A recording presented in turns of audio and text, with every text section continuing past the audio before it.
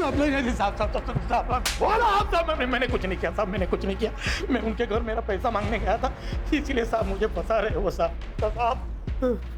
तू बोलेगा और मैं मान लूंगा। हाँ साहब सुनो साहब, अगर आपको कुछ पैसा चाहिए तो ले लो ना। कितना देगा?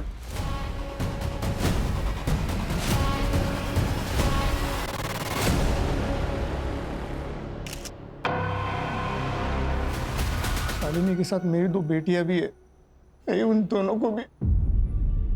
देखो तुम रो मत, बच्चियों का फोटो हमें दे दो, हम ढूंढते हैं उन्हें।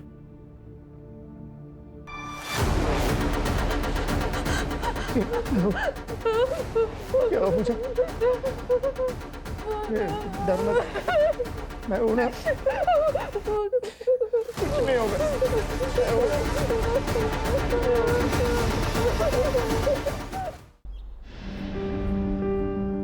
तू बैठी थी उसके पीछे। नहीं, मुझे पता है।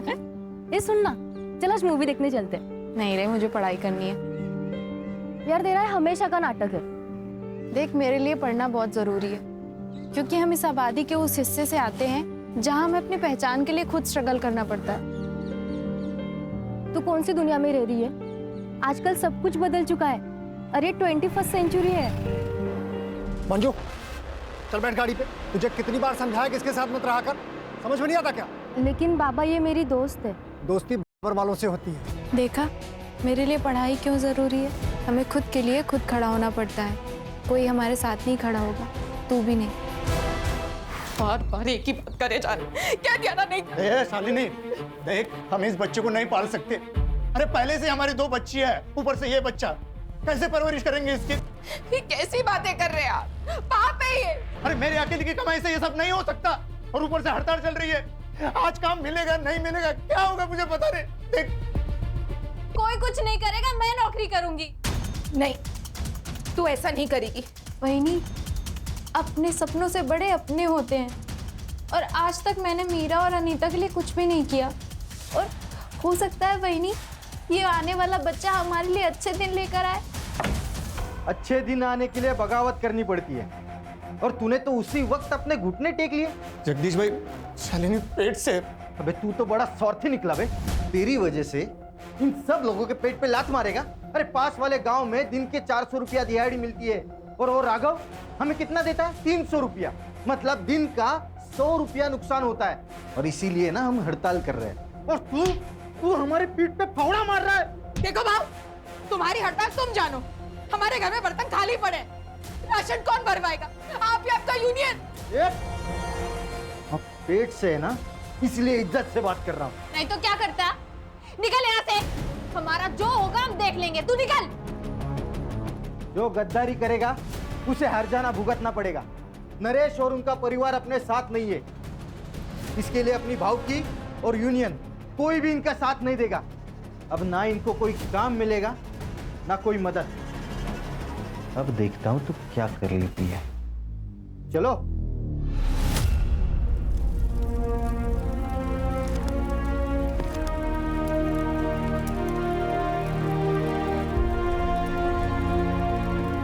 ये क्या कर रही है पूजा? मैंने तुझसे कहा ना, तुझे पढ़ाई छोड़ने की कोई जरूरत नहीं है।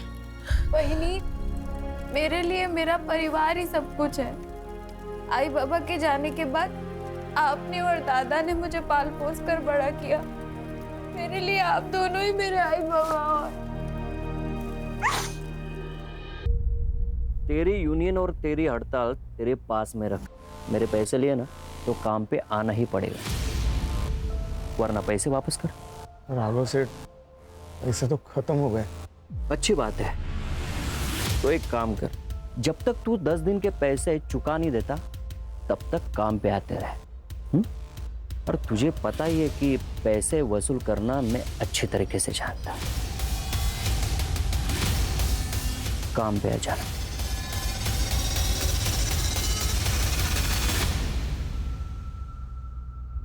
तो क्या सोचा है आपने?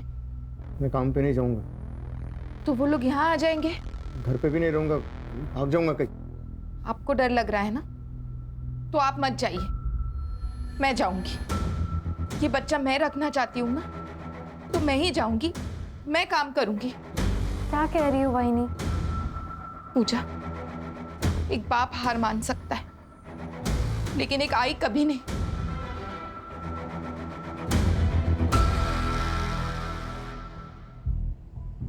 अरे क्या करे यार विनीत, ऐसी वीडियो देखते देखते सारी जवानी निकल जाएगी। कुछ रियल में करते हैं ना, एक नंबर वाला। चल किधर? पनवेल जाते हैं, सुना है कि वहाँ बहुत लेडीज बार है भाई, बहुत मजे करेंगे एकदम फुल टू फटैक। क्या बोलता है? पैसे कहाँ से लाएगा तू? मेरे बाप का पैसे का पेड़ नहीं है। अरे वो पका हुआ आम सीधा ऐसा पॉकेट में आना चाहिए, समझ रहा है? हाँ यार, अरे हो जाएगा ना भाई, पैसे का जुगाड़। काय को टेंशन ले रहा है तू? पैसा ठीक है यार, लेकिन वो कब करेंगे? अरे अनमोल से पैसे लेंगे अपन।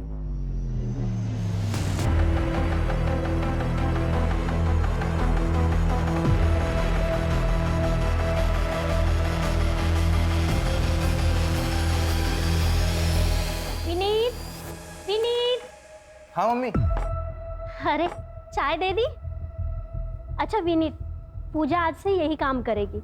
हाँ पूजा, घर का सब काम करके पुलाव, सब्जी और रोटी बना लेना। हाँ ओके। और आज तुम क्लास नहीं गए? मॉम आज हमारी शाम की क्लास है, तो मैं और सूरज आज शाम तक घर पर ही है।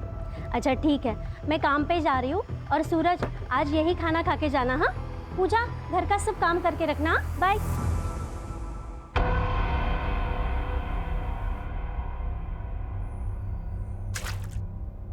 अरे यार पूजा, पूजा ये साफ कर दो ना।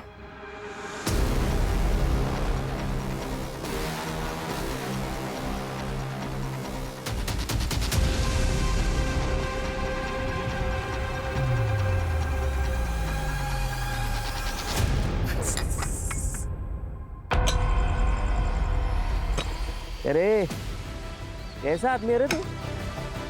बीवी की कमाई खाता है, हिम्मत नहीं है तुझमें।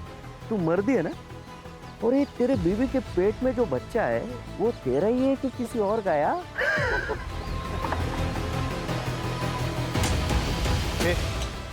चल, यहाँ काम करने की कोई जरूरत नहीं है। जरूरत नहीं, मजबूरी है। अब किसी को तो कमाना पड़ेगा ना। ए, बोला ना, चल। मैं नहीं चलूंगी, काम करने दो मुझे। ए, चल। छोड़ो, छोड़ो।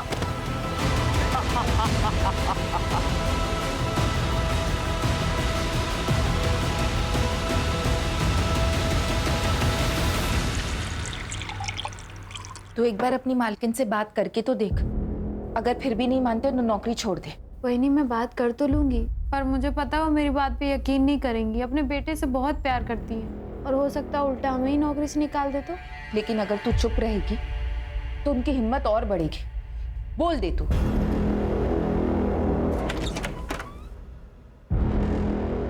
हलकट, हाँ? तेरी वजह से और राघव मुझे नामर्द बोला है।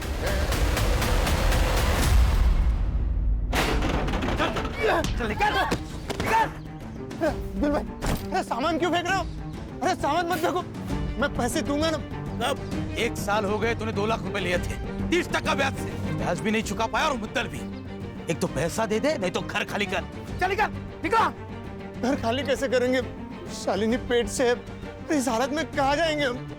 अबे तेरे खाने पीने के वांदे और तू बच्चे पैदा कर रहा है। अगर इतना ही शौक है तेरी औरत को भेज धंधे पे, और तेरी बहन को भेज मेरे पास। पैसे भी दूंगा, खर्चा भी माफ कर दूंगा। पूजा मेरी बेटी जैसी है, एक माँ के सामने तो उसकी बेटी की इज्जत लूटने की बात करेगा? मेरी इज्जत मेरा पैसा है, लौटा दे, नहीं तो इसको लेके जाऊंगा और फटी हुई वापस भेजूंगा, समझी? तुझे पैसा चाहिए? मैं देगा पैसा तुझे, टेंशन मत ले। वो आई बाबा का जो जमीन का टुकड़ा है ना, वो भेज दे मुझे, मैं अच्छा पैसा देगा तुझे। बाबा ने मरते वक्त कसम दी थी, वो जमीन नहीं बिकेगी, मैं उसे कभी नहीं बेचूंगी। बस इनकी दारू पीने की आदत छूट जाए, थोड़े पैसे जमा हो जाए, तो उस जमीन पर खेती शुरू करूंगी। किसी की दारू कभी छूटी है क्या, जो तेरे पति की छूटेगी? अरे सर पे कर्जा लेके घूम रही है तू। वो जमीन का टुकड़ा भेज दे मुझे और पैसे ले ले। चंदू, तुम मेरे भाई हो, अपनी बहन की जिंदगी में बार बार आकर ऐसे जहर नहीं घोलना चाहिए।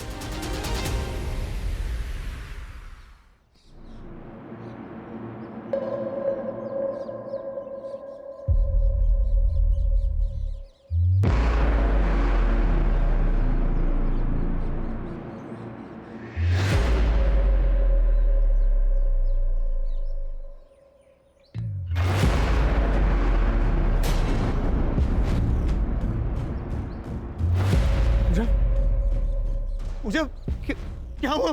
किसने किया ये सब? हे पूजा, बोलना बोलना, किसने किया ये सब? पूजा, पूजा? किसने किया पूजा? चल अंदर चल, बैठ इधर। ये किसने किया पूजा? बोलना पूजा, बोलना, किसने किया पूजा? पूजा, पूजा,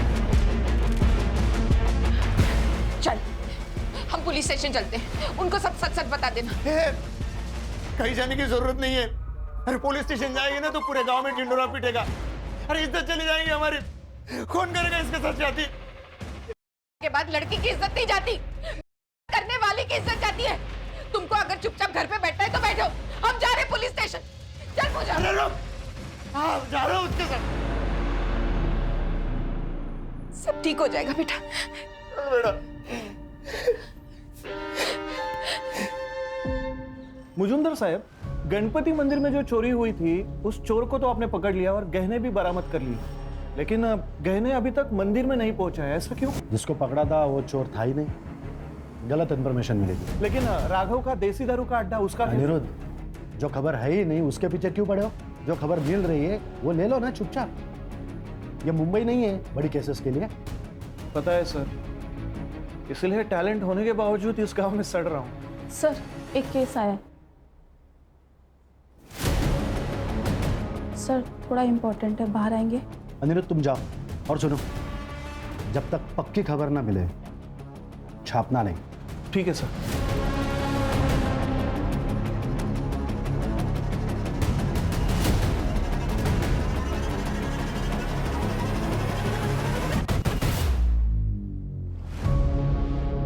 देख लड़की, तू बोलेगी नहीं तो केस बनेगा नहीं। क्या हुआ है तेरे साथ? हुआ भी है या नाटक कर रही है? ये बोलेगी।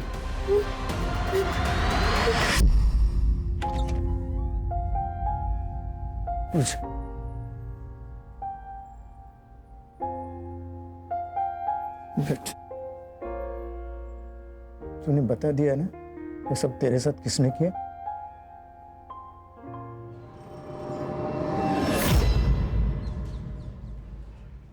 मैडम, रात हो गई है, हम रुके हैं, चले जाए? कुछ तो बोलो मैडम, मेरी बहन के साथ ये हुआ है। देखो भाई, प्रोसेस में टाइम लगता है। अभी फिर से लड़की का स्टेटमेंट लिया जाएगा, उससे बात होगी, तब जाकर केस बनेगा। यही प्रोसीजर है। नरेश, उसको पानी पिला और कुछ खाने को लाओ। कितना टाइम लगेगा पता नहीं, शायद सुबह भी हो सकती है। जाओ। देख लड़की, अब तुझे सब कुछ डिटेल में बताना है। पहले क्या किया था उसने? कहाँ हाथ लगाया था पहले? तुम्हारे बहन ने बता दिया है उसका किसने किया। किसने साहब? अब्दुल ने। तेरी बहन को भेज मेरे पास, पैसे भी दूंगा, खर्चा भी माफ कर दूंगा। तुम्हारी बीवी ने उसको चाटा मारा था, इसलिए उसने बदला लिया। नाइक, अब्दुल्ला उसला। मैंने कुछ नहीं किया साहब, मैंने कुछ नहीं किया। मैं उनके घर मेरा पैसा मांगने गया था, इसीलिए साहब मुझे फंसा रहे हो साहब। तू बोलेगा और मैं मान लूंगा। साहब सुनो साहब, अगर आपको कुछ पैसा चाहिए तो ले लो ना। कितना देगा?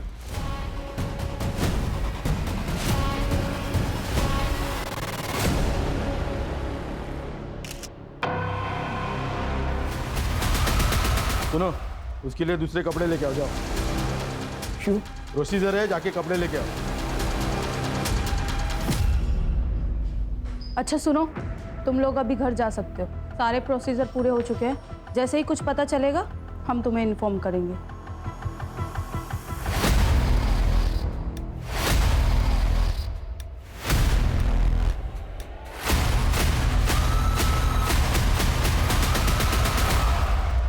आप लोग क्यों डर रहे हो? हमें डरने की कोई जरूरत नहीं है। संविधान ने हमें लड़ने का अधिकार दिया है और संविधान हमेशा ही निष्पक्ष होकर ही फैसला सुनाता है।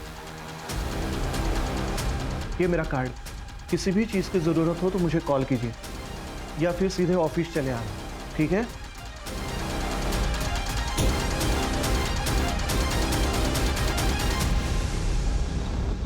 उस अब्दुल ने किया ना ये सब कुछ। अरे क्यों बोला उसका नाम?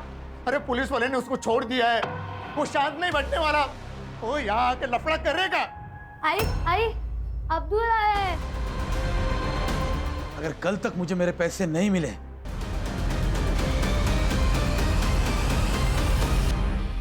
अब क्या करे? अब एक ही रास्ता बचा है। चल मीना, चल अनीता। कहाँ जा रही है? भाई के पास अपनी जमीन बेचने, अपनी जमीन बेच के पैसे खड़े करूंगी मैं। शालिनी,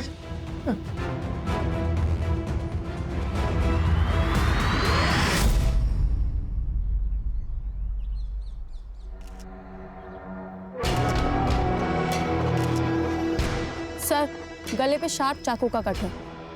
रात को हुआ है मर्डर। बॉडी पोस्टमार्टम के लिए भेज दो, रिपोर्ट मेरे पास आनी चाहिए। Yes sir. मोहर गांव में शालिनी नाम की औरत का खून हुआ है और अनिरुद्ध नाम के किसी पत्रकार ने वो सब पेपर में छाप दिया है। बाद में महिला आयोग और बाकी के एनजीओज ने इस मामले को उछाला है। इसी के लिए हमको अपॉइंट किया गया है, क्योंकि ये सिर्फ एक खून का नहीं बल्कि एक लड़की के रेप का भी मामला है।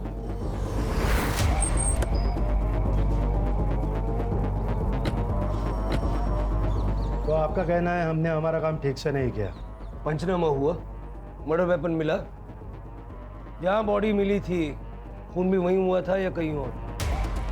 फॉरेंसिक से जांच करवाई, एक भी सवाल का आपके पास जवाब नहीं है और आपको लगता है कि आपने काम ठीक से किया। बॉडी पोस्टमार्टम के लिए भेजी? हाँ, हमारे यहीं पे होता है पोस्टमार्टम।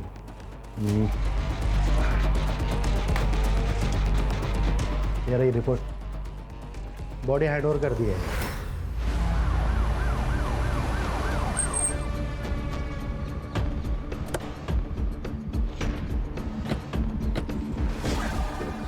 माफ कीजिएगा लेकिन आप लोग दाह संस्कार नहीं कर सकते। जब तक इस केस की इन्वेस्टिगेशन चल रही है, बॉडी हमारे पास मॉर्ग में रहेगी। बॉडी लेके जाने नहीं देंगे। आप कौन? बहन का भाई हो। तो आप नहीं चाहते कि आपकी बहन को इंसाफ मिले? देखिए, जब तक बॉडी की अच्छे से जांच नहीं होगी, पता कैसे चलेगा कि इसके साथ क्या हुआ है। ठीक है साहब, लेके जाइए इसे। साहब, मुझे उस दिन सारे गांव के सामने फटे हुए कपड़े में आई थी और एकदम चुप थी। हम जब पुलिस स्टेशन गए तो उसने अब्दुल का नाम लिया। फिर पुलिस ने उसे पकड़ा क्यों नहीं? पकड़ लिया था साहब, लेकिन बाद में छोड़ दिया। जब हम घर पहुंचे तो थोड़ी देर के बाद अब्दुल घर आया। अगर कल तक मुझे मेरे पैसे नहीं मिले, उसी पैसे का इंतजाम करने के लिए शालिनी बच्चों के साथ बाहर निकल गई थी। चल मीना, चल अनीता। कहाँ जा रही है? भाई के पास अपनी जमीन बेचने, अपनी जमीन बेच के पैसे खड़े करूंगी मैं। लेकिन सारी रात वो जब घर पे नहीं आई तो मैं उसे लेने चंद्रकांत के घर गया। चंद्रकांत, चंद्रकांत, वो शालिनी और बच्चों को लेने आया था। काफी देर हो गई ना। वो लोग यहाँ पे नहीं आए। चल निकल यहाँ से। वहां नहीं आ गई साहब। शालिनी के साथ मेरी 2 बेटियां भी है, कहीं उन दोनों को भी। देखो, तुम रो मत, बच्चियों का फोटो हमें दे दो, हम ढूंढते हैं उन्हें।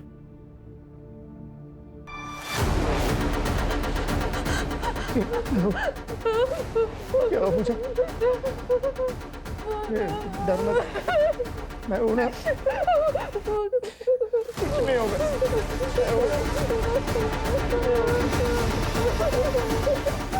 जब उस लड़की ने अब्दुल का नाम लिया था तो उसे छोड़ क्यों दिया? क्योंकि वो लड़की झूठ बोल रही है।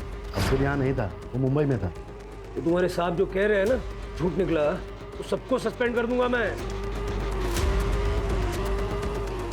जब तक ये केस हमारे अंडर है, आप में से कोई भी इस पुलिस स्टेशन में नहीं आएगा। चलो।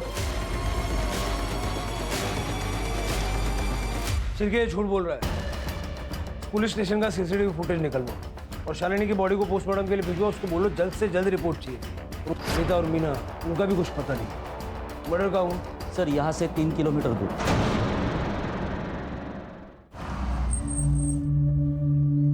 तो रिपोर्ट के हिसाब से गांव वाले ने बॉडी देखी और उसके बाद हमें फोन किया था।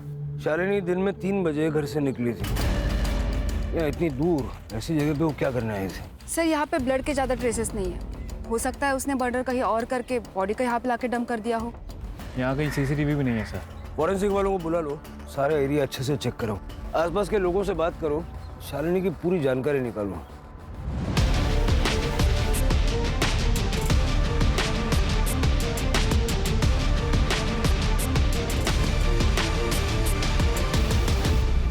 सर पूजा और शालिनी के बारे में हर कोई अच्छी बात बोल रहा है।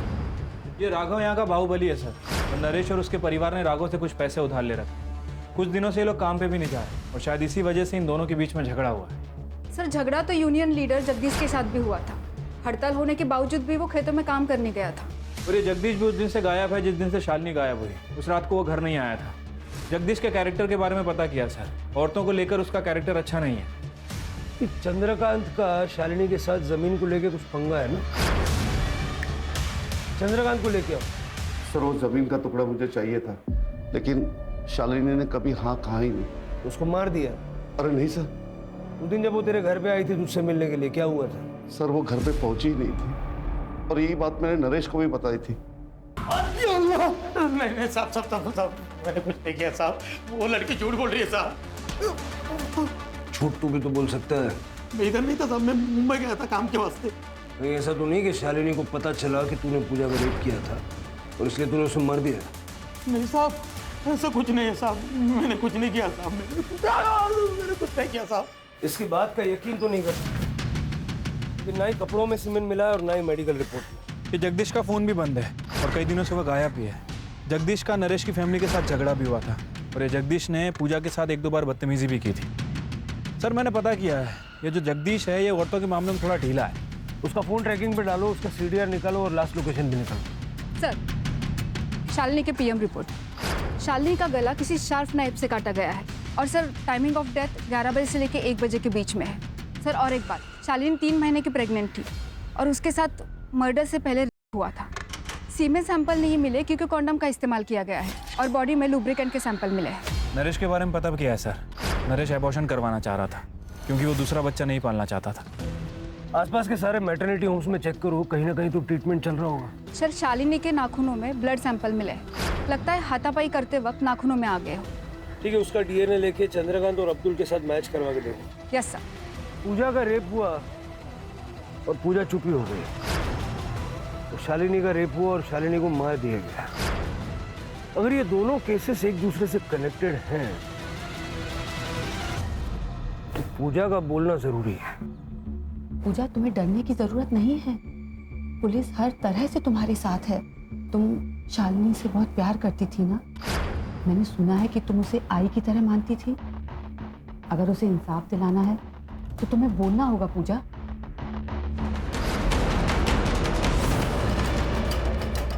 पूजा, शालिनी के साथ भी रेप हुआ है। बाद में उसकी गला काट के हत्या कर दी गई। उसकी दोनों बच्चियां अनीता और मीना दोनों लापता है। देखो, अगर तुम टाइम रहते नहीं बताओगी तो वो आदमी उन बच्चियों के साथ भी। क्या हुआ पूजा?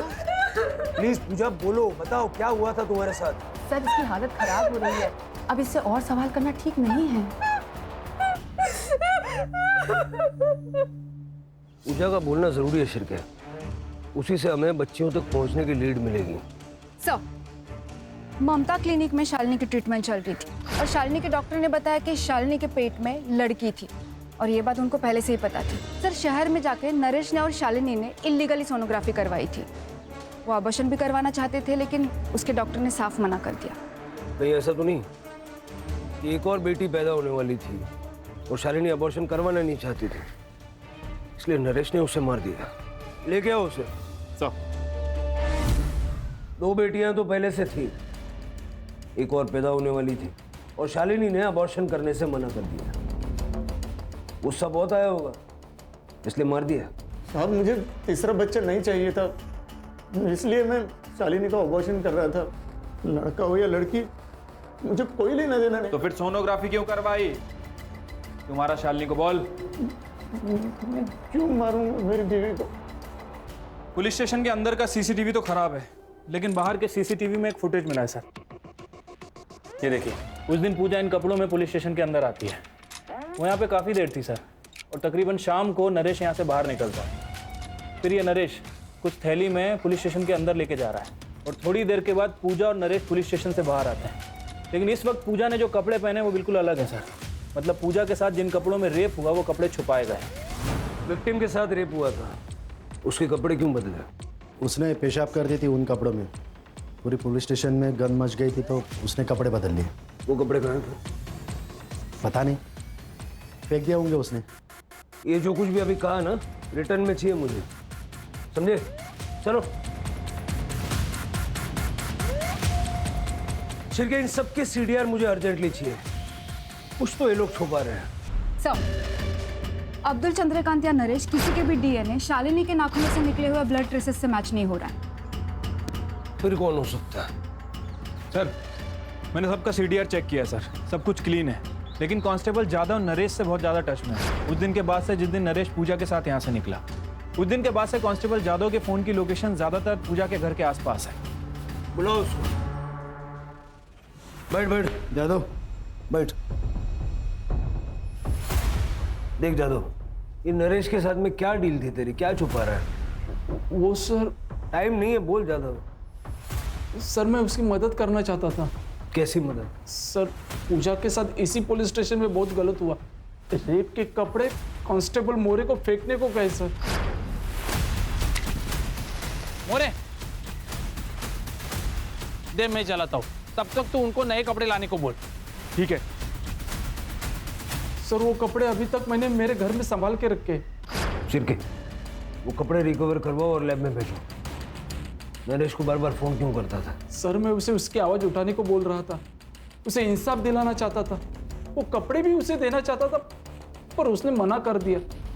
शायद वो डर गया था। ये स्टेटमेंट रिकॉर्ड करवाएगा? भरोसा करूँ तेरा? हाँ सर, वैसे भी हमारे जात के साथ ऐसे ही किया जाता है। एक तो हमारे आवाज को दबा दिया जाता है या हमें मार दिया जाता है। शायद ऐसे ही शालिनी के साथ हुआ होगा। मैंने कहा था ना मजूमदार, जिस दिन तेरे खिलाफ एक सबूत मिल गया उस दिन सबकी नौकरी खा जाऊंगा मैं।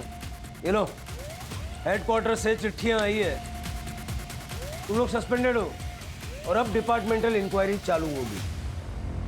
अब तो बता दे क्यों किया है सर? अभी तो सिर्फ इंक्वायरी शुरू हुई है, कंफर्म का हुआ?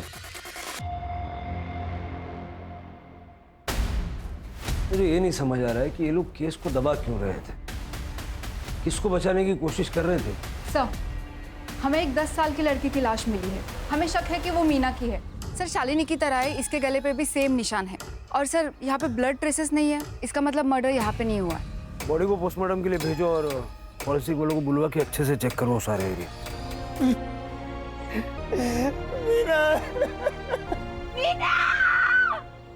24 तारीख को पूजा का रेप हुआ, 26 को शालिनी का मर्डर और उसके 3 दिन बाद यानी कि 29 तारीख को मीना का मर्डर। क्या मोटिव हो सकता है? सर शालिनी मर्डर केस के 3 प्राइम सस्पेक्ट हैं। पहला जगदीश, जिसका नरेश और उसकी बीवी के साथ झगड़ा हुआ था और जगदीश अभी गायब भी है। दूसरा चंद्रकांत, जो शालिनी का भाई है। और तीसरा अब्दुल, जिसके ऊपर पूजा ने एलिगेशन लगाया था। सर लेकिन वो तो हमारी कस्टडी में है, इसलिए मीना मर्डर केस में इसका कोई कनेक्शन नहीं लगता है। सर लेकिन नरेश हो सकता है क्योंकि इन दोनों के बीच में काफ़ी झगड़े हुए थे और सर शालिनी की वजह से इसका गांव में काफ़ी नाम भी बदनाम हुआ था। कहानी पूजा से शुरू होती है, इसलिए हमें पूजा की साइड सुनना बहुत जरूरी है। सर लेकिन वो तो कुछ बोल ही नहीं रही है। कॉलेज में कभी नाटक में काम किया है?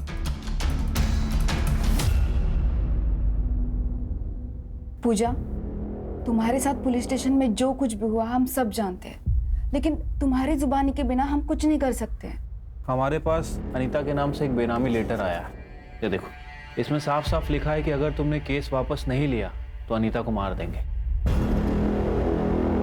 हो सकता है कि जैसे हमें मीना की बॉडी मिली, कुछ दिनों के बाद अनीता की भी बॉडी मिले। पढ़ो। हमें तो लगता है कि इन सब की शुरुआत पूजा के साथ ही हुई है, क्योंकि शालिनी और मीना का मर्डरर ही पूजा का रेपिस्ट है। लेकिन अगर हमें पूजा कुछ नहीं बता रही है तो हम क्या कर सकते हैं?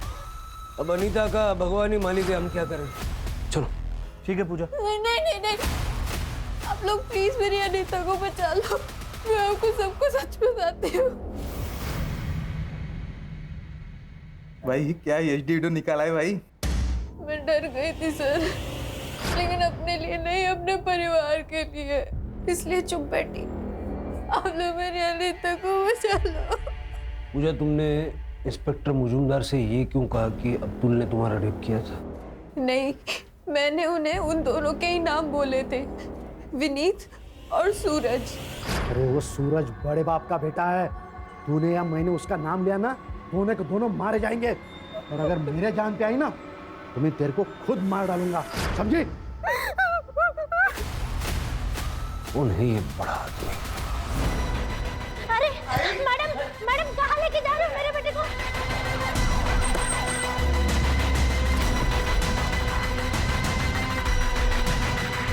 चल।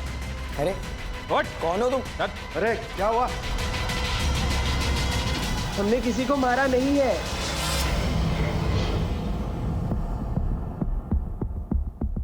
सूरज तेरा बेटा है। पूजा के ड्रेस पे जो सीमेंट मिला था ना, इन दोनों से मैच हुआ है। चल भाई, सब कुछ सच सच बता दे, नहीं तो 3rd डिग्री क्या होती है पापा से पूछ ले, फिर हम बता देंगे। पापा प्लीज। सर मैं बताता हूँ। बताओ। जब पूजा ने सूरज और विनीत का नाम लिया तब मुझे शक हो गया सर कि ये काम ये दोनों ने किया है, इसलिए मैंने सूरज को फोन किया था। चीयर्स। एक पापा का कॉल है। हेलो।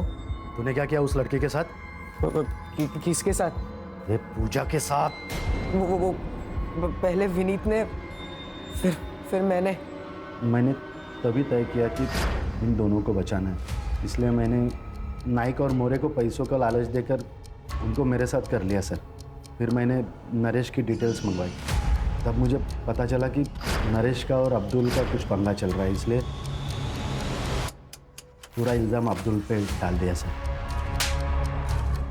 तेरे जैसे कुछ पुलिस वालों की वजह से लोग पुलिस पे विश्वास करने से कतराते हैं।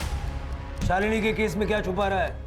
शालिनी पूजा के लिए आवाज उठाएगी, इसलिए मार दिया उसे। नहीं सर, उसके बारे में कुछ पता नहीं है सर।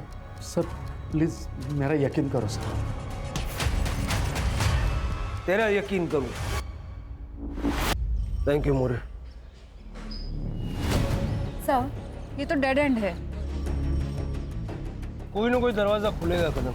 सर जगदीश ने अपना फोन ऑन किया सर, हम उसका फोन टैप कर रहे थे, वो पहाड़ में छुपा हुआ है, उसकी बीबी उसे पैसे देने जाने वाली है। जब भेड़िया जाल में खुद फंसना चाहता है तो बकरी का पीछा करो, भेड़िया जिंदा चाहिए। चल।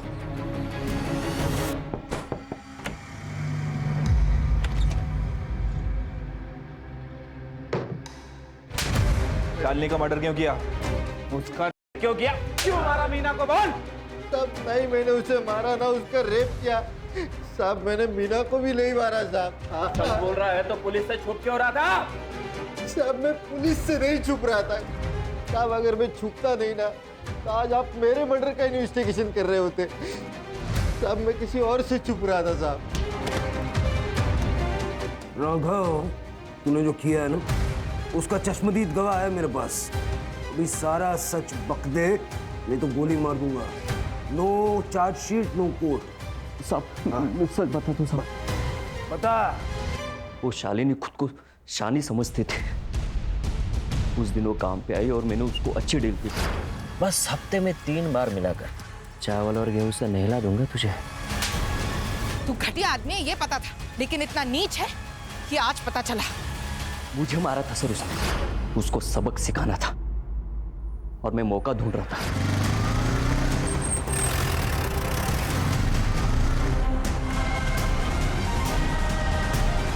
आज तो तुझे नहीं छोड़ूंगा। रोक! रोक! पापा जल्दी चलो। फिर मैंने वापस आके देखा तो ये लोग भाग चुके थे। इस राघव पे अब भी यकीन नहीं किया जा सकता। उसका घर, फार्म हाउस, सारे ठिकाने छान मारो, क्योंकि अनीता अभी जिंदा है।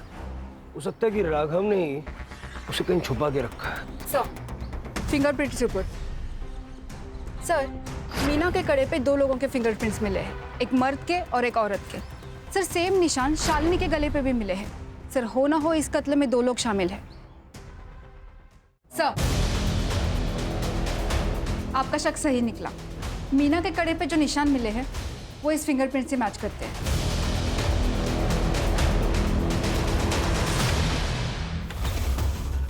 वो अकेली गवाह है ना हमारे लिए, इसलिए तुझे मरना होगा। तो ये तुम्हारी बीवी है? अब सारा सच बक दे।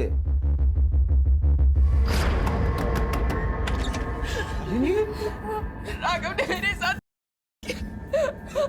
हम जैसे तैसे भाग गए। तुमने ये बात किसी को बताई है? बताना भी मत, कोई यकीन नहीं करेगा। हाँ, लेकिन यही न्यूज़ हम न्यूज़पेपर में छापेंगे ना, तब बवाल होगा। अंजलि, अंजलि जरा बाहर तो आना। हाँ आई। ये मेरी बीवी अंजलि है। अंजलि, इनको अंदर लेके जाओ। हाँ, आ जाओ।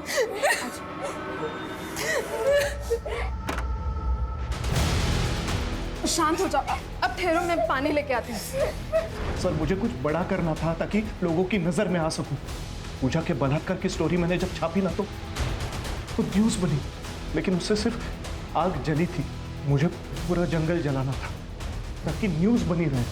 शालिनी के मर्डर की न्यूज़ मैंने जब छापी तो फिर से न्यूज़ बनी, मेरा फायदा हुआ, बड़े चैनल में बातें चलने लगी। लेकिन एक प्रॉब्लम हुई थी। शालिनी का खून करते वक्त उसकी दोनों लड़कियों ने मुझे देख लिया था।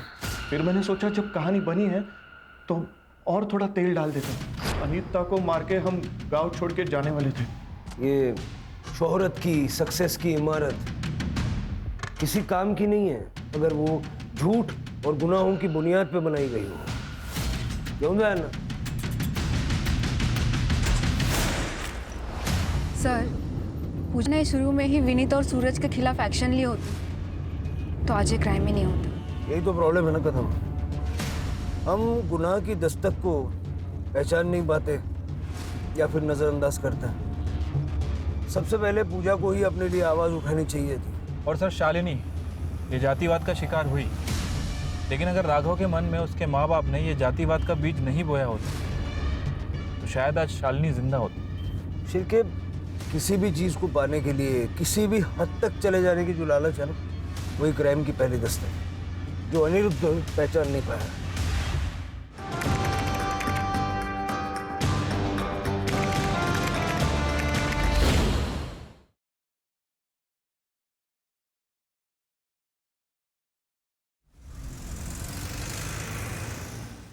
नेहा बेटा, आजा, नाश्ता तैयार है।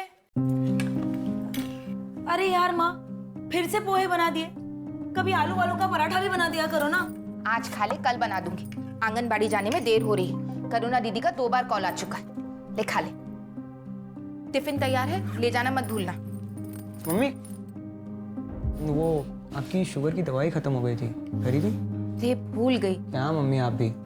अच्छा, एक काम करो, आप मुझे पैसे दो, मैं स्कूल से लौटते वक्त दवाई लेके आऊँगा। ये ले, ना ध्यान रखता है मेरा बेटा। हाँ हाँ, बहुत बड़ा कर्मात्मा है ना ये। अरे कभी तो सीधे मुंह से बात कर लिया कर। शांति से खा ले, ध्यान रखो। तुमने कहा था ना कि तुम मुझे गिफ्ट दोगे, ब्रांडेड लिपस्टिक और आईलाइनर। तुम आओ तो सही, आईलाइनर क्या, जो तुम मांगोगी वो दूंगा। तो फिर ठीक है, मिलते हैं। बाय। दीदी,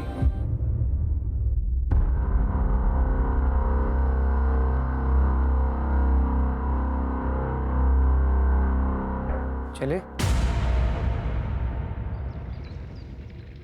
देखिए भैया, पिछली बार तो भाभी की मौत की वजह से सारे सिंपत्ति के वोट्स हमें मिल गए, लेकिन इस बार बड़ी कड़ी टक्कर है। अरे शिका, स्कूल जा रही हो? जी। अच्छा, 1 मिनट रुको। अरे पवन। हाँ साहब जी। शिका बेटा को स्कूल छोड़ के आओ। चलिए छोटी मालकिन। नहीं चाचा जी, मैं चली जाऊंगी। छोड़ के आओ उसे। चलिए मालकिन।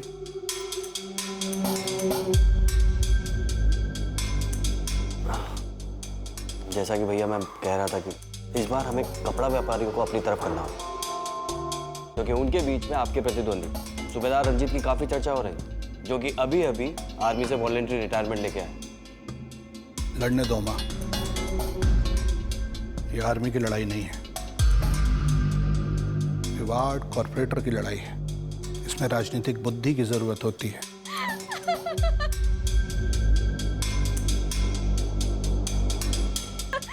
अच्छा चल मैं रखती हूँ फोन, बाद में बात करूंगी।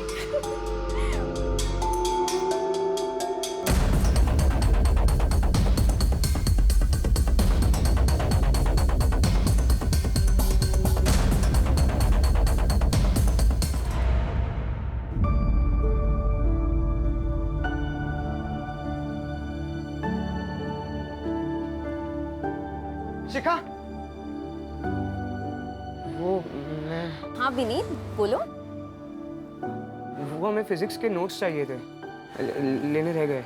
ओके मैं कल ला दूँ, चलेगा? हाँ ठीक है। शिखा, हाँ बाय। या बाय। तो बे फट्टू, लड़की पटाएगा तू? अपनी औकात के हिसाब से लड़की पटा, वरना फट जाएगी। जी तू क्या समझा? ओए!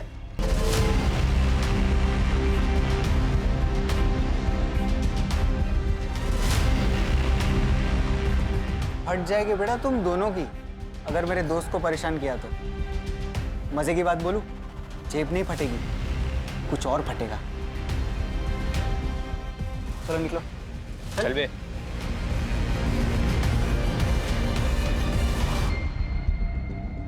Thank you. फूल लेके आता है, देने का हिम्मत भी रख। क्या बात है कुंती, यहाँ क्यों बैठी हो? जाओ, क्लास में बच्चे तुम्हारा वेट कर रहे हैं। करुणा दीदी, मेरी हिम्मत ही नहीं हो रही। कैसे उन बच्चियों को फेस करूं, कैसे चुप रहूं? कुंती, वो बड़े लोग हैं। देख, तेरा ना इस सबसे बाहर आना ही ठीक है, उसी में हम सबकी भलाई है। नहीं दीदी, इसमें किसी की भलाई नहीं है। भलाई तो अब इसमें है कि मैं इस समस्या को जड़ से ही खत्म कर दूं।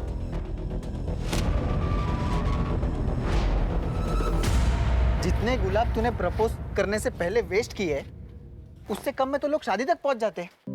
तू शिखा को प्रपोज करने वाला है भी कि नहीं? करूंगा ना। हाँ तो कर ना। अगर तू प्रपोज नहीं करेगा ना तो मैं प्रपोज कर दूंगा शिखा को, क्योंकि वो उस आदमी की बेटी है जिसे मैं खुद आइडलाइज करता हूँ। किसकी? तुझे पता नहीं वो किसकी बेटी है? नहीं। क्या नहीं? ये देख, ये उसका बाप। मैं सच बोलूं, मुझे भी इनकी तरह बनना है। ये सब तो ठीक है, ये बाद में करना। अभी पढ़ाई पे फोकस कर, एग्जाम जा रही है। एग्जाम छोड़, मुझे तो पढ़ने का भी मन नहीं है। मुझे तो गैंगस्टर बनना है, गैंगस्टर। तुझे जो करना है कर, मुझे तो अपनी पढ़ाई पूरी करनी है और जॉब ज्वाइन करना है, ताकि मैं अपनी माँ की मदद कर सकूं, जो पूरा घर संभालती है। और वैसे एग्जाम ना देने के लिए क्या करने वाला है तू? तू देख मैं क्या करता हूं। चल। कुछ गड़बड़ तो नहीं कर रहा ना? अरे चल ना।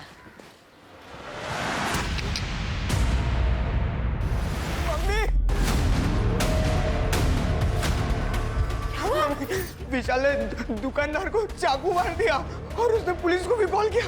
मुझे पकड़ नहीं लेगी ना वहाँ पे। तूने तो कुछ नहीं किया ना? नहीं, मैंने कुछ नहीं किया वहाँ पे। घबरा मत, कुछ नहीं होगा। बचा लो। तू बैठ। कभी भी आ जाएगी वहाँ पे। आजा बेट, तू बैठ। चलो। बैठ।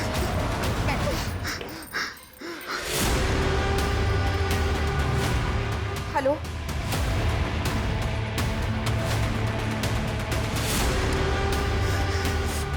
विनीत, तुम ठीक हो ना? सुबह चाचा, वो विशाल ने दुकानदार, उसने दुकानदार। मुझे मालूम है बेटा, तुम्हारी मम्मी ने बताया। चाचा, वो पुलिस वाले मुझे नहीं पकड़ेंगे ना? मैंने कुछ नहीं किया। तुम्हें कुछ भी नहीं होगा। Relax, relax. मैं हूं ना। Come on. कुंती, तू अकेली औरत इतना बड़ा कदम उठाने की कोशिश कर रही है। समझने की कोशिश कर, तेरी जान को खतरा हो सकता है। तेरे पीछे तो किसी का कोई सपोर्ट भी नहीं है। कम से कम तेरा पति होता तो तुझे हिम्मत मिलती। अगर आज वो होते तो जितनी हिम्मत मैं दिखा रही हूं उतनी भी नहीं दिखा पाती।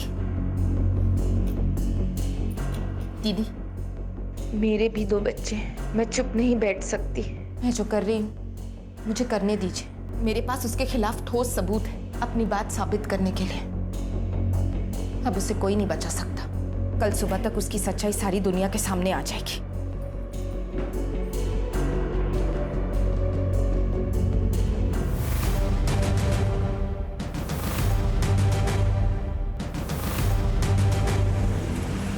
अरे मम्मी यार चलो ना, रितु दीदी ने स्पेशली कहा है कि आपको लेके आना है। अब आप चलो ना, आज उनका शादी का संगीत भी है। बेटा मेरी तबीयत कुछ ठीक नहीं लग रही, और वैसे भी मुझे कल सुबह जल्दी उठना है, एक जरूरी काम है।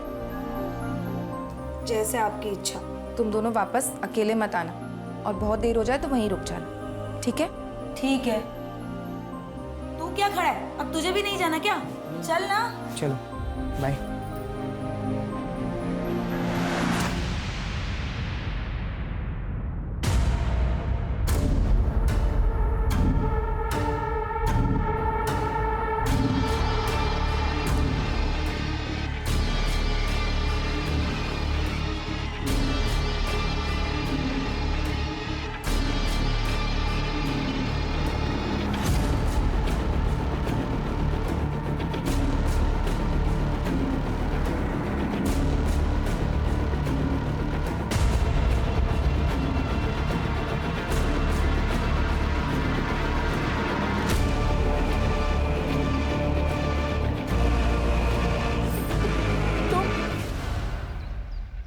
मम्मी, मम्मी,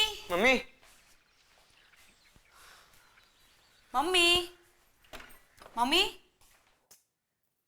मम्मी,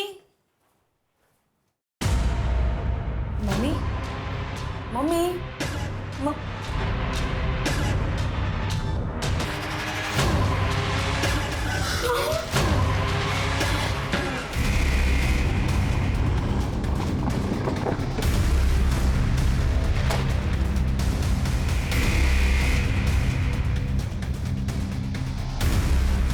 हटिए आप लोग, एक सेकंड हटिए हटिए, पीछे हटिए। आप लोगों में से सबसे पहले किसने देखा था? हम दोनों ने सर। एक्चुअली सर कल रात को ना हम शादी के फंक्शन में गए थे, और सवेरे जब लौटे तो मम्मी। कातिल शायद चाहता नहीं था कि कुंती जी किसी भी हालत में जिंदा बचे। महेंद्र सर, घर में चेक करो, कहीं पोस्ट एंट्री के निशान है क्या?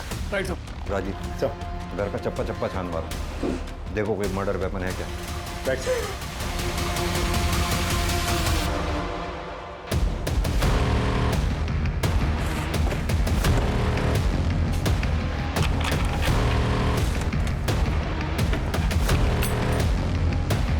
आप में से किसी ने कल रात कोई आवाज या किसी तरह की भी कोई चीज देखी हो? नहीं सर, हम लोग भी उसी शादी के फंक्शन में गए थे। ठीक है, धन्यवाद। आप लोग अभी जा सकते हैं। सर दरवाजे पर कोई फोर्स एंट्री के निशान नहीं है सर। घर का पिछला दरवाजा भी अंदर से बंद है। यानी कि ये बात साफ है, जो भी आया सामने के दरवाजे से आया और सामने के दरवाजे से ही बाहर गया।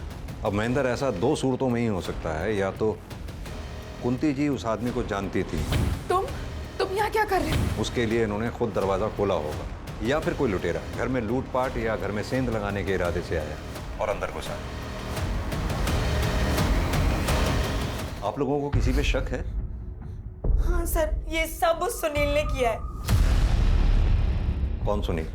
वो लड़का ना मुझे हैरेस करता था, और कुछ दिन पहले पता नहीं क्या सीखेगा ये सारी चीजें, मुझे तो बिल्कुल।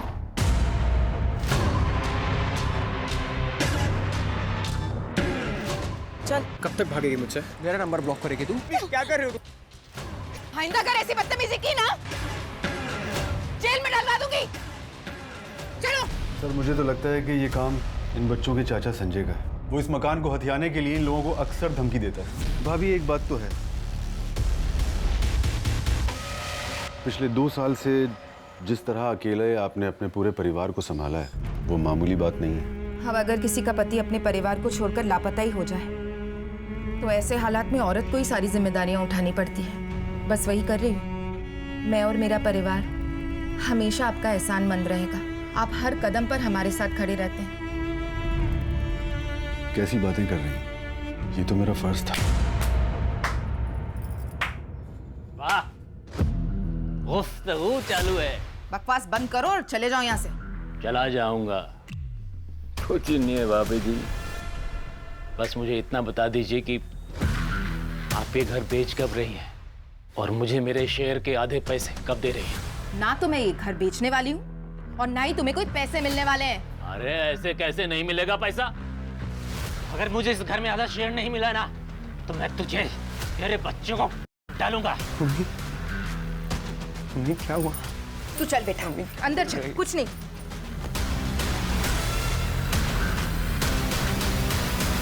आपकी तारीफ? इनके पिता अजय मेरे बचपन के दोस्त। तो इनके पिता अजय वो कहाँ हैं? वो पिछले 2 साल से इन लोगों को छोड़कर कहीं चला गया। पूरा घर छान मारा लेकिन कोई सबूत हाथ नहीं लगा। बॉडी का पंचनामा करवा के पोस्टमार्टम के लिए भिजवाओ। फॉरेंसिक टीम को भी इन्फॉर्म कर दो। और हाँ, ये संजय और सुनील, इनकी डिटेल्स निकलवाओ। Right sir.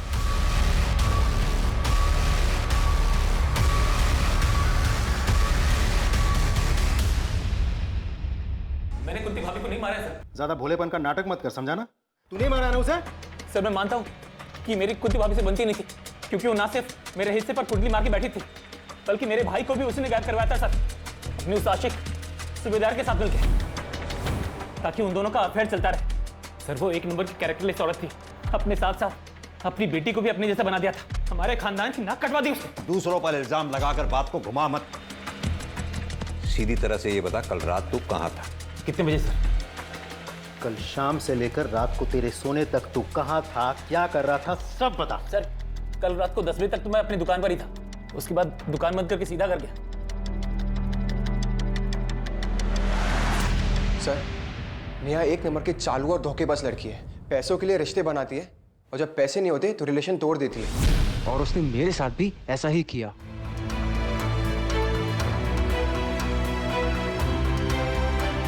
मुझे उसको सबक सिखाना था सर, और इसलिए मैंने उसका रास्ता रोका था। जो लड़का किसी लड़की की बेवफाई के बदले में उसका रास्ता रोक सकता है, उसको मोलेस्ट कर सकता है, किसी के थप्पड़ मारे जाने के बाद बदला लेने के लिए उसकी जान नहीं ले सकता वो? नहीं सर, आप गलत समझ रहे हैं। मैंने नेहा की माँ को नहीं मारा है। कल रात कहाँ था तू? सर अपने घर पे ही था।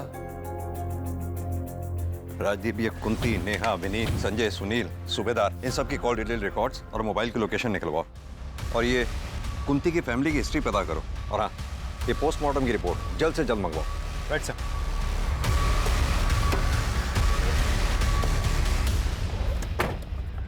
सर कुंती की पोस्टमार्टम रिपोर्ट आ गई है सर।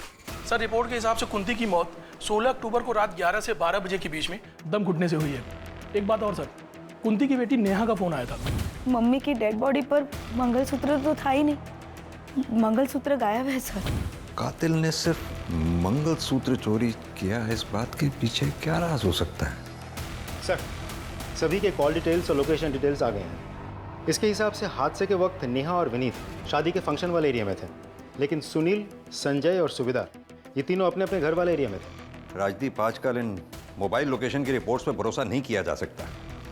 क्रिमिनल बहुत स्मार्ट हो गए हैं, उन्हें पता है पुलिस सबसे पहले कॉल डिटेल रिकॉर्ड्स और उनके मोबाइल की लोकेशन खंगालेगी, इसलिए वो जो भी क्राइम अटेम्प्ट करते हैं उसके अकॉर्डिंगली ही प्लान करते हैं।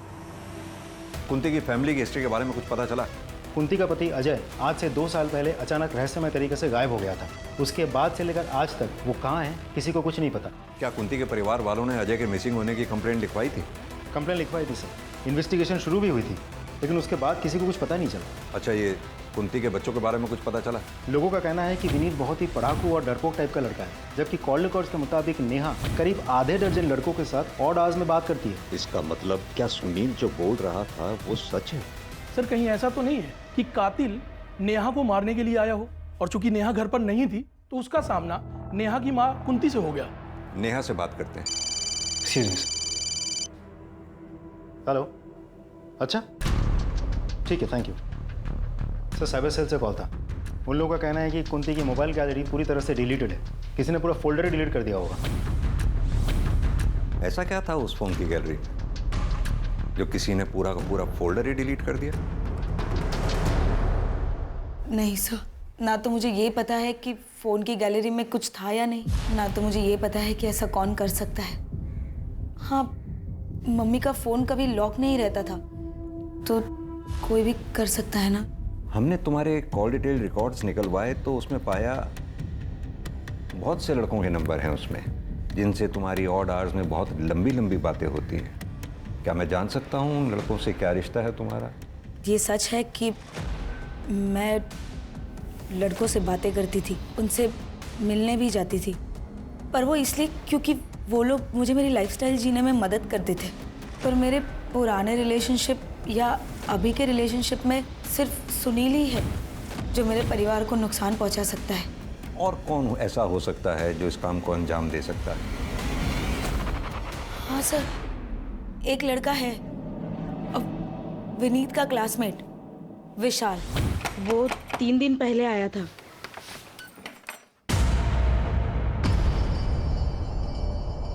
तू यहाँ क्या कर रहा है? तुझे तो बाल सुधार गृह में डाला था ना? भाग के आ गया। विनीत कहाँ है? मुझे मिलना है उससे। क्यों मिलना है विनीत से? अपने जैसा बनाना है क्या? मेरे ऐसा बन गया ना, उसकी जिंदगी बन जाएगी। विनीत कहाँ है? बुलाओ, वो काम है मुझे। अब रहने दो, मैं खुद ही ढूंढ लेता हूँ। अरे आंटी आप खबरदार जो मेरे घर में या मेरे बेटे की जिंदगी में घुसने की कोशिश की तो। ये आपने अच्छा नहीं किया। आपको पता है जिसने मुझ पे हाथ उठाया है वो आज तक बचा नहीं है। देख लेना, महंगा पड़ेगा। निकल यहाँ से। सर वो बहुत सनकी लड़का है।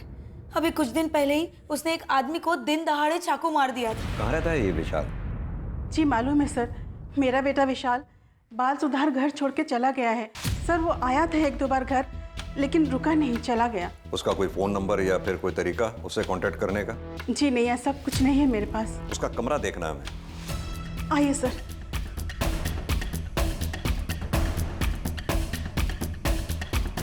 राजीव चेक करो, आप भी वहां उस अलमारी में देखो।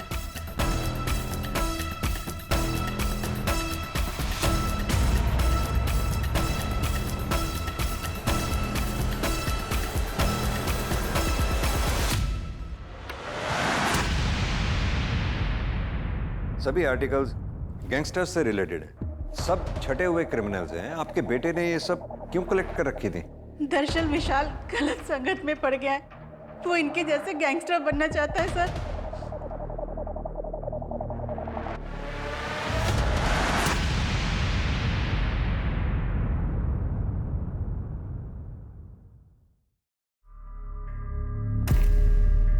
ले मिला मुन्ना लोला है। क्या कर रहे तुम लोग? निकलो तुम लोग, मैंने कहा लीव। चल बे, इससे पंगा नहीं लेते। रमाकांत जी की बेटी है, चल।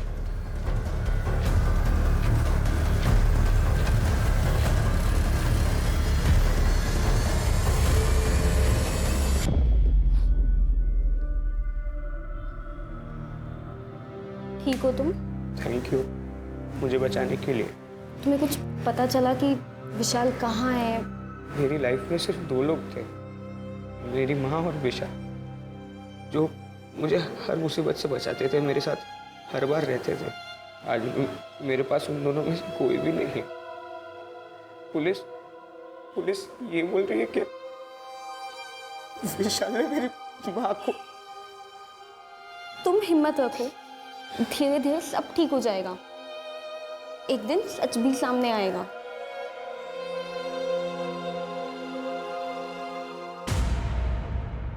अब बस इलेक्शन पे ध्यान दीजिए।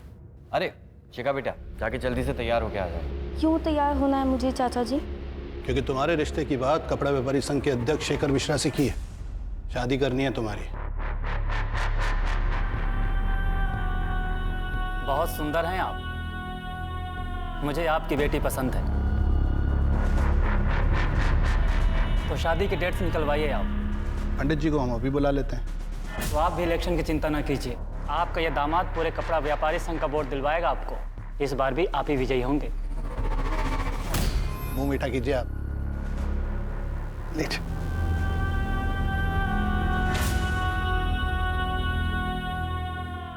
विनीत, क्या रे, दोस्त की आदत नहीं आती क्या?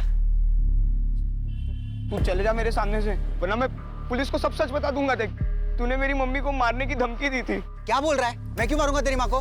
मम्मी ने तो तुझे थप्पड़ मारा था। तो मैंने तेरी माँ को मार दिया? एक काम कर, तू साबित कर और पुलिस को भी बता दे, उनको भी बोल साबित करने को। खड़ा क्या है? जाना, जा जा, वरना तुझे ही मार दूंगा। सर, मुझे इंस्पेक्टर सर से बात करना।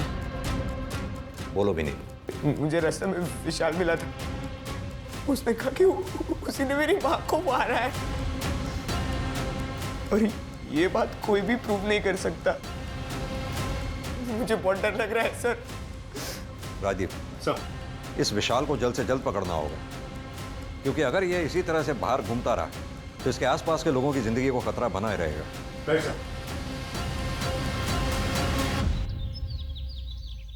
सर, कुंती के फोन गैलरी का डेटा जो डिलीट कर दिया गया था उसको साइबर सेल ने रिट्रीव कर लिया सर। उसकी गैलरी में बहुत ही शॉकिंग वीडियो मिला है सर। सर, ये तो वार्ड काउंसिलर रमाकांत का भाई उमाकांत। ये तो कोई बच्चों के पढ़ने जैसी जगह लग रही है। मतलब जैसे स्कूल या आंगनवाड़ी टाइप।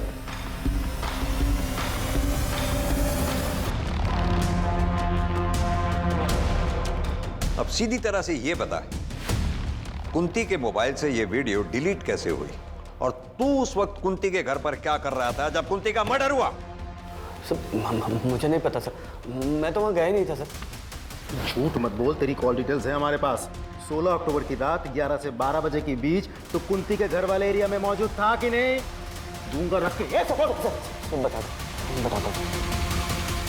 मैं कुंती के घर गया था, क्योंकि मुझे पता चल गया था कि उसने मेरी ये वीडियो तब बना ली थी जब। नहीं बेटा, कुछ नहीं कर रहा। हाँ?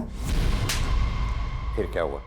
मैंने आंगनवाड़ी केंद्र में कुंती किसी ने करुणा पर दबाव बनाया कि वो मुझे सब कुछ सच सच बता दी, और उसने मेरी पावर के डर से मुझे सब कुछ सच सच बता दी। मैं सिर्फ कुंती के घर उस रात उसे समझाने के लिए गया। जैसे मैं वहाँ पहुँचा, मैंने देखा कि कुंती वहाँ मरी हुई थी सर। मैंने सर से कुंती का मोबाइल उठाया और अपनी वीडियो डिलीट की। उसके अलावा मैंने कुछ नहीं किया सर। राजदीप सर, अच्छी तरह से तोड़ाई करो उसकी, जब तक ये सच ना उगले। सर नहीं सर, मैंने कुछ बोल सच। हाँ, सच बोल रहा सर।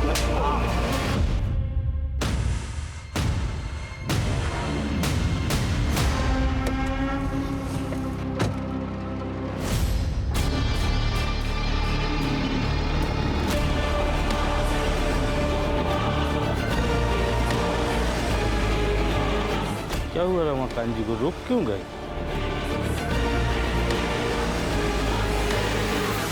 साहब जी,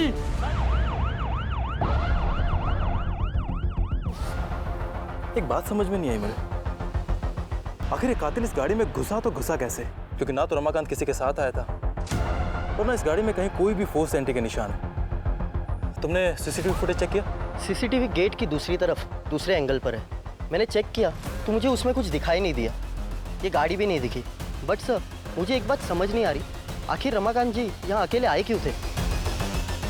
क्या हुआ? भैया के विधायक जी से आगामी इलेक्शन को लेकर एक गोपनीय मीटिंग थी।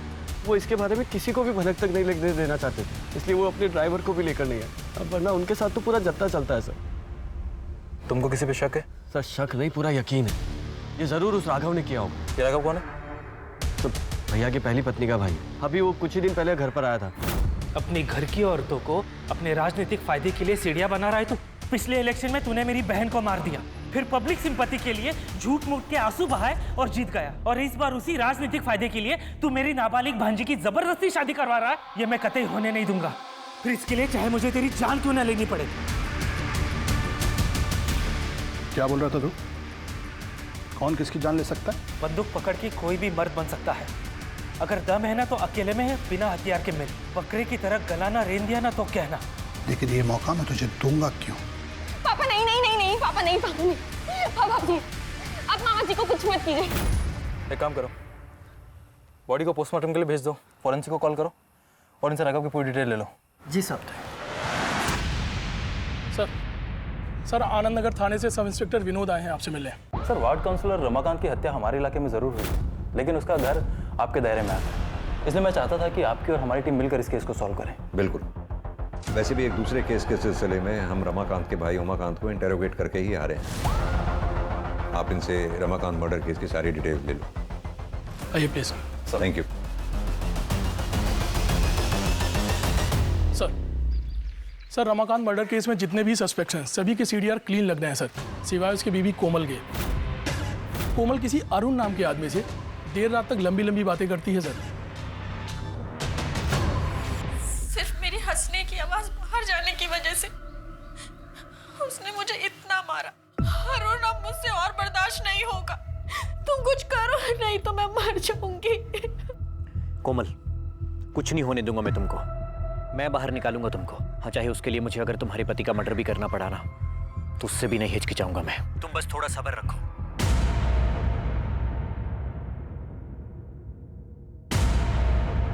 सर, उमाकांत पे हमने 3rd डिग्री इस्तेमाल किया, लेकिन फिर भी उसने ये बात नहीं कबूली कि उसी ने कुंती का खून किया है। सर, वैसे उमाकांत के खिलाफ हमारे पास कोई ठोस सबूत नहीं है। इनफैक्ट इस केस में किसी भी सस्पेक्ट के खिलाफ हमारे पास कोई कंक्लूसिव एविडेंस नहीं है। कुंती के घर चलकर दोबारा तहकीकात करते हैं। आई एम श्योर क्रिमिनल ने कोई ना कोई चूक जरूर की होगी जो हमसे मिस हुई है। सर,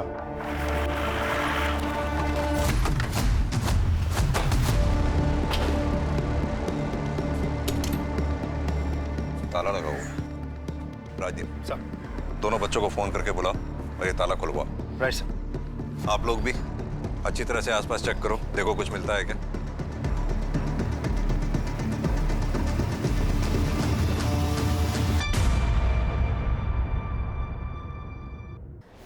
सर, देख के तो लगता है यहाँ ताज़ा ताज़ा गड्ढा खोदा गया था और फिर मिट्टी डाली गई है।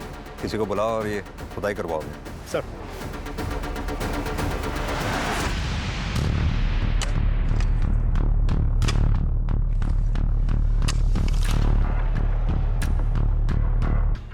ये कंकाल पक्का अजय भाई की है।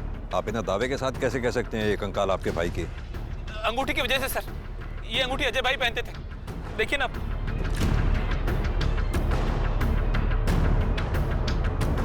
इस कंकाल को यहाँ गाड़ा किसने होगा? कंकाल को फॉरेंसिक जांच के लिए भेजो। उनसे कहो कंकाल का डीएनए बच्चों के डीएनए से मैच करके देखें। Right sir.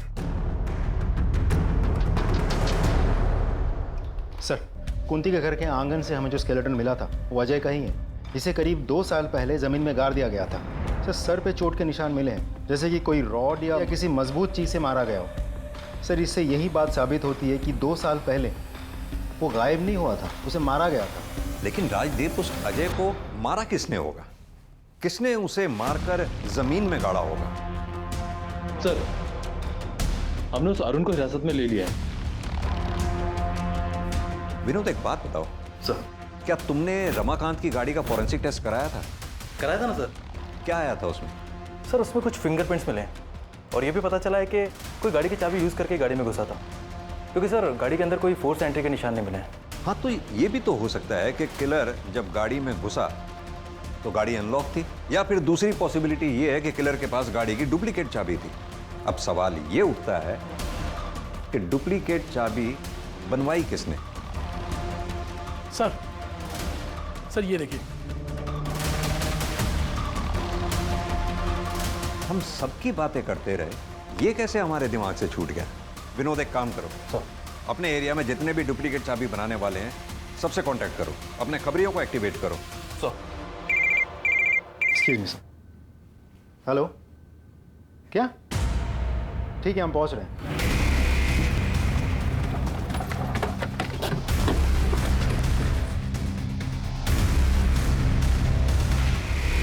सर, बहुत ही बेरहमी से मारा गया। बॉडी का पंचनामा करा के इसे पोस्टमार्टम के लिए भेजो, और ये जो बॉटल्स वगैरह आसपास रखी हुई हैं इसको कलेक्ट करके जांच के लिए भिजवाओ। जिस आदमी को विशाल ने चाकू मारा था उसके परिवार के बारे में भी पता करो। Right sir.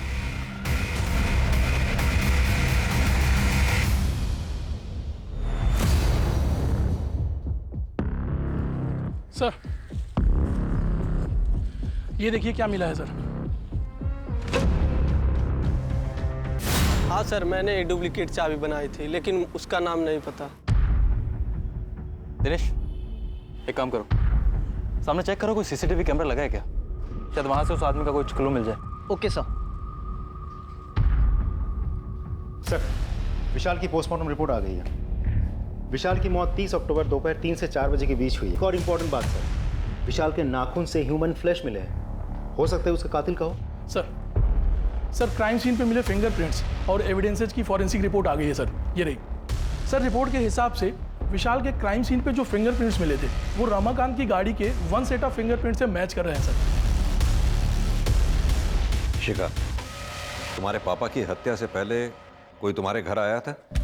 सब पापा और चाचा को मिलने तो बहुत लोग आते थे, लेकिन सब बाहर से मिलके चले जाते थे। क्या कोई ऐसा जो घर के अंदर आया? मुझे याद नहीं। ठीक।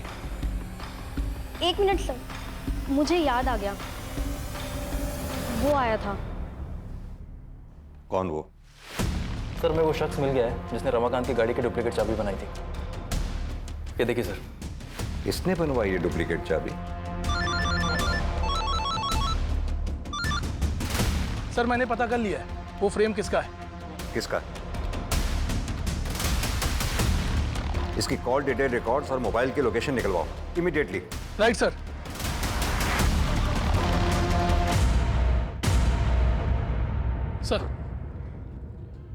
सर इसके सीडीआर के हिसाब से कुंती की मौत के 3 दिन बाद सर ये नेहरू नगर के गली नंबर 10 में गया था। अच्छे से उस एरिया को चेक करो। सर। Right sir.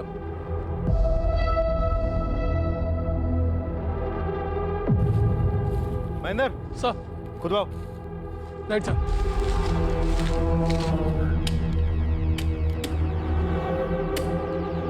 एक मिनट।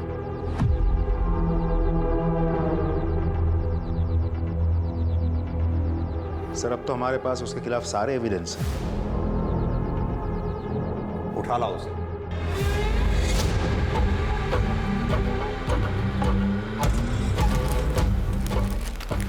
पहचाना इसे? ये हमें विशाल की डेड बॉडी के पास मिला और जिस दुकान से तुमने इसे बनवाया था उस दुकानदार से भी हमने ये वेरीफाई कर लिया। तुमने रमाकांत को क्यों मारा? हमारे पास इस बात के भी पक्के सबूत हैं। मुझे याद आ गया, वो आया था। कौन वो? विनीत। वो नोट्स लेने आया था, लेकिन 1 घंटे में लौटा के चला भी गया। और यही नहीं, हमारे पास वो सीसीटीवी फुटेज भी है जिसमें तुम डुप्लीकेट चाबी बनवाते हुए साफ दिखाई दे रहे हो। और इसके साथ ही हमें रमाकांत की गाड़ी से तुम्हारे फिंगरप्रिंट्स भी मिले। अब तक तुमने जितने भी मर्डर किए हैं हमारे पास तुम्हारे खिलाफ हर मर्डर का पक्का सबूत है। अब तुम बताना शुरू करो। बोलो। हाँ मैंने मारा है सबको। मेरी शुरू से ही आदत रही है कि अगर मुझे कोई चीज़ अजीज लगती है और उसे कोई कष्ट देता है या मुझसे दूर करने की कोशिश करता है ना, बर्दाश्त नहीं होता मुझसे। फिर मुझे शिखा से मैं प्यार करने लगा और मैं अपने दिल की बात का इजहार करना चाहता था उसके बर्थडे पे और उसे गिफ्ट देना चाहता था, पर माँ के पास पैसे नहीं थे।